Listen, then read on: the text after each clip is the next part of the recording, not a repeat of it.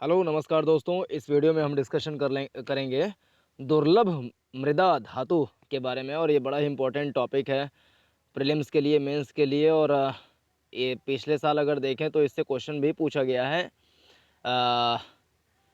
नीचे आकर देखें तो ये देखिए, यूपीएससी सिविल सेवा परीक्षा विगत वर्ष के प्रश्न, प्रीवियस ईयर क्वेश्चन जो पूछे गए हैं। ये एक क्वेश्चन यहाँ पर है, एक साल का 2012 का क्वेश्चन है। फिर बस ये क्वेश्चन पूछा गया है, तो इस हिसाब से देखें तो महत्वपूर्ण टॉपिक है। तो चलिए इसको हम पढ़ाई करते हैं, इसको याद करने का प्रयास करते हैं, कुछ चीज़ें समझने का प्रयास करते हैं कि आखिर दुर्लभ मृदा धातु ये होता क्या है। तो चर्चा में क्यों है, तो भारत के चीन पर आयात संबंधी बढ़ती निर्भरता के चलते भारतीय उद्योग परिसंघ CII ने सरकार से इस क्षेत्र में निजी खनन को प्रोत्साहित करने और आपूर्ति स्रोतों में विविधता लाने का आग्रह किया है। यानी कि हम इंपोर्ट बहुत ज़्यादा कराते होंगे तो बहुत ज़्यादा नुकसान होता होगा भारत का इंपोर्ट कराने से, क्योंकि पता है कि अगर हम इंपोर्ट कराते हैं चीज़ों को तो डॉलर देना होता है। तो ऐसे में ज़्यादा इंपोर्ट कराएंगे तो भारत का राजस्व घाटा, मतलब जो व्यापार घाटा है वो बढ़ेगा। तो ऐसे में अच्छी बात यही है कि हम इंपोर्ट को कम करें जहाँ तक संभव है। अगर हम अपने देसी उत्पादन को बढ़ाएं, एक्सपोर्ट को बढ़ाएं, तो हमारे देश को इससे फ़ायदा होगा। लेकिन हाँ, कुछ चीज़ें जो बहुत ज़्यादा इम्पॉर्टेंट हो सकती हैं, जो हमारे देश में पाया ही नहीं जाता है, तो उसका इंपोर्ट कराने में ही फ़ायदा हो सकता है। लेकिन भारतीय उद्योग परिसंघ ने कहा है कि भैया जो दुर्लभ मृदा धातु है ना, इसका इंपोर्ट कराना जो है वो उसको थोड़ा सा कम किया जाए और विविधता लाएं, प्रोत्साहित करें। जो निजी खनन है ना, जो अपने यहाँ का देसी जो खनन है उसको प्रोत्साहित करने की बात कही है। भारत के पास दुनिया के दुर्लभ खनिज भंडार का 6% है। ध्यान रहे, एकदम एकदम कंठस्थ। भारत के पास दुनिया के दुर्लभ खनिज भंडार का 6% है। भारत के पास दुनिया के दुर्लभ खनिज भंडार का 6% है। यद्यपि यह वैश्विक उत्पादन का केवल 1% उत्पादन करता है और चीन से ऐसे खनिजों की अपनी अधिकांश आवश्यकताओं को पूरा करता है। यानी भारत के पास भंडार की अगर बात करें, दुर्लभ जो खनिज होते हैं, दुर्लभ खनिज, दुर्लभ मृदा धातु जैसे हमने पढ़ा होता है, तो ऐसे दुर्लभ जो मृदा धातु है, दुर्लभ खनिज हैं, इसका भंडार की बात करें तो भारत के पास दुनिया का 6% भंडार है। भंडार तो है 6% का, लेकिन पूरे वैश्विक उत्पादन का 1% ही उत्पादन करता है। और ज़्यादा से ज़्यादा दुर्लभ मृदा धातु या दुर्लभ धातुओं का भारत कराता है इंपोर्ट चाइना से। उदाहरण के लिए 2018-19 में भारत ने दुर्लभ मृदा धातु आयात का 92% और मात्रा के आधार पर 97% चीन से प्राप्त किया गया था। 2018-19 में भारत ने दुर्लभ मृदा धातु आयात का 92% और मात्रा के आधार पर 97% चीन से प्राप्त किया गया था। CII यानी भारतीय उद्योग परिसंघ जो है ना, इसका सुझाव क्या है, तो CII ने सुझाव दिया कि इंडिया रेयर अर्थ्स मिशन है ना, रेयर अर्थ वही दुर्लभ मृदा धातु जो है, तो इंडिया रेयर अर्थ्स मिशन को डीप ओशन मिशन के एक महत्वपूर्ण घटक के रूप में इंडिया सेमीकंडक्टर मिशन की तरह पेशेवरों द्वारा संचालित किया जाना चाहिए।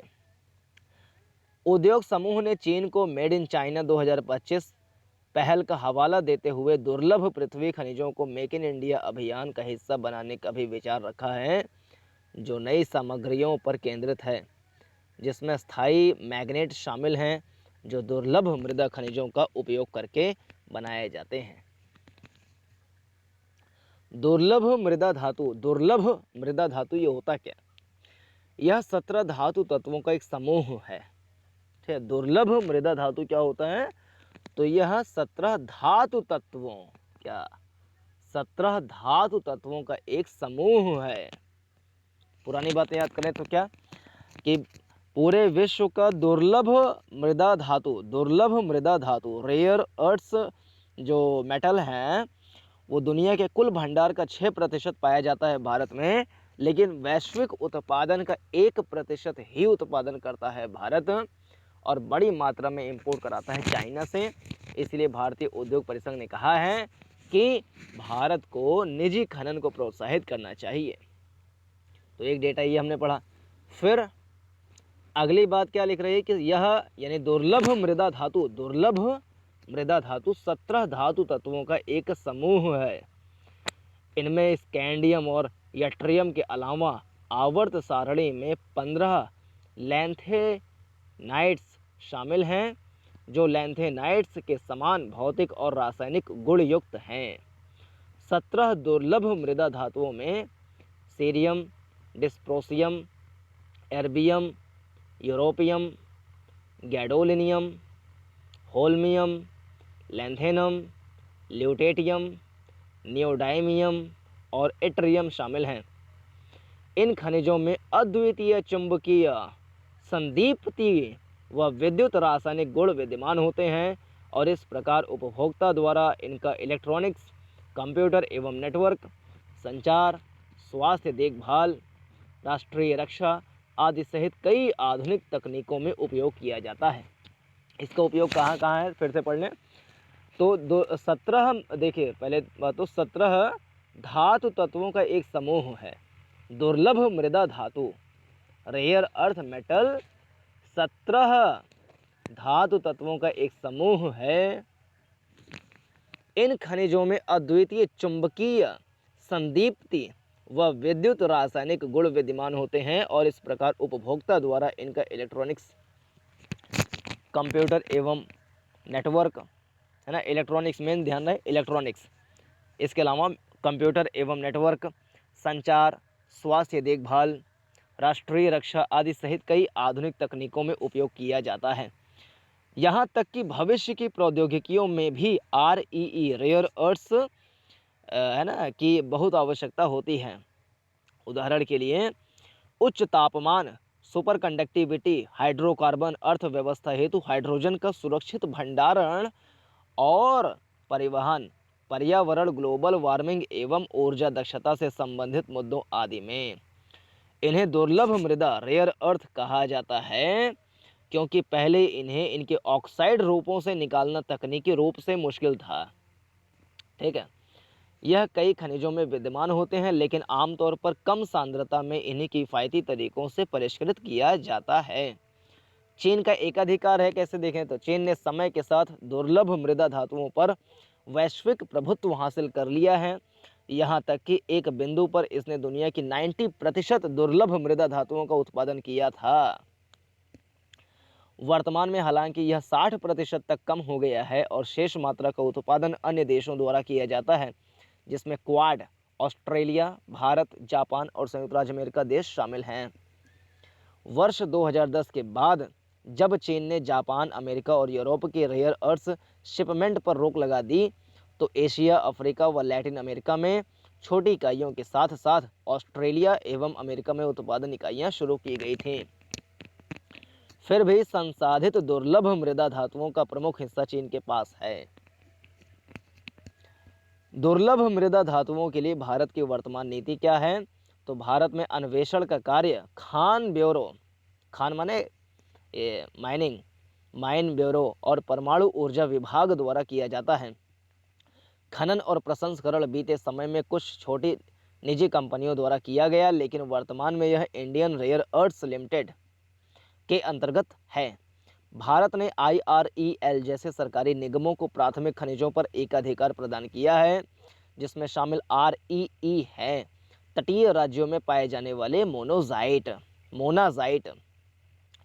इंडियन रेयर अर्थ लिमिटेड दुर्लभ मृदा ऑक्साइड, कम लागत, कम प्रतिफल यानी अपस्ट्रीम प्रक्रियाएं का उत्पादन करती हैं। इन्हें उन विदेशी फर्मों को बेचती हैं जो धातुओं को निकालते हैं और अंतिम उत्पादों, उच्च लागत, उच्च प्रतिफल वाली डाउनस्ट्रीम प्रक्रियाएं का निर्माण करते हैं। IREL का फोकस मोनाजाइट से निकाले गए थोरियम को परमाणु ऊर्जा विभाग को उपलब्ध कराना है। संबंधित पहल क्या है, वैश्विक स्तर पर क्या पहल है, तो मल्टीलैटरल मिनरल्स सिक्योरिटी पार्टनरशिप, बहुपक्षीय खनिज सुरक्षा साझेदारी की घोषणा जून 2022 में की गई थी, जिसका लक्ष्य जलवायु उद्देश्यों के लिए आवश्यक महत्वपूर्ण खनिजों की आपूर्ति श्रृंखलाओं का निर्माण करने हेतु देशों को एक साथ लाना था। इस साझेदारी में संयुक्त राज्य अमेरिका, कनाडा, ऑस्ट्रेलिया, कोरिया गणराज्य, जापान और विभिन्न यूरोपीय देश शामिल हैं।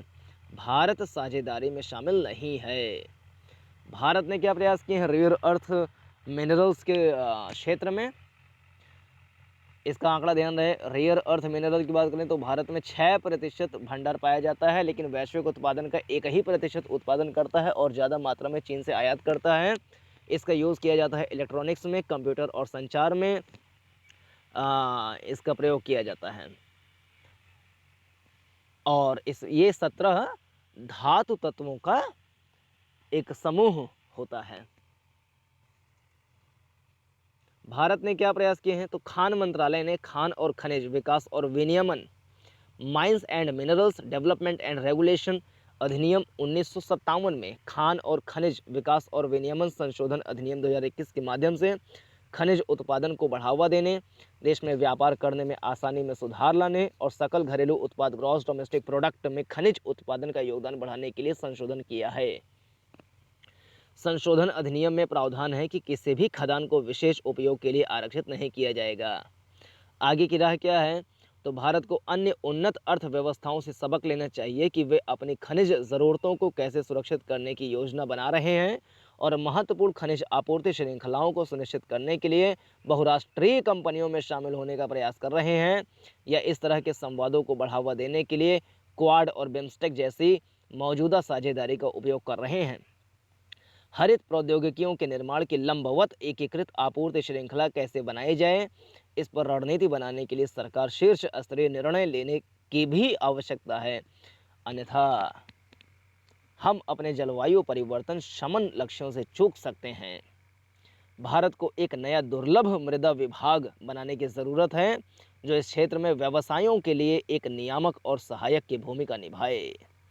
अब 2012 का जो प्रश्न है, हाल में तत्वों के एक वर्ग जिसे दुर्लभ मृदा धातु कहते हैं कि कम आपूर्ति पर चिंता जताई गई, क्यों?